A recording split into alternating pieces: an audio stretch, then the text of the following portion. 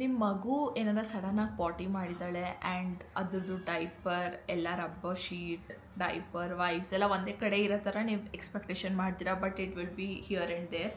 But ನನ್ನ ಹತ್ರ ಒಂದು ಸೊಲ್ಯೂಷನ್ ಇದೆ. Hi I Preethi and welcome back to my channel. I am talking about this diaper bag.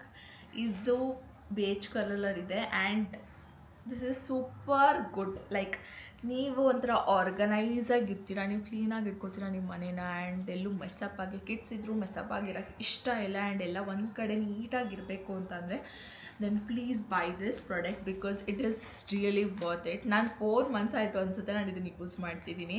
And ಇದರಲ್ಲಿ like wipe ಬೇಕಂದರೆ wipes ಇದೆ, ಹ್ಯಾಂಡ್ ಡೈಪರ್ಸ್ ಬೇಕಂದರೆ ಡೈಪರ್ಸ್ ಇಡ್ಬೋದು, ಬೇಬಿಗೆ ಏನಾರ ಮೌತ್ ಏನಾರ ಮುಖ ಒರೆಸ್ಬೇಕಾ ಏನು ಬೇಕಾ ಅದೆಲ್ಲ ಇಡ್ಬೋದು, baby powder, lotions, oil, rubber sheet, everything in one place.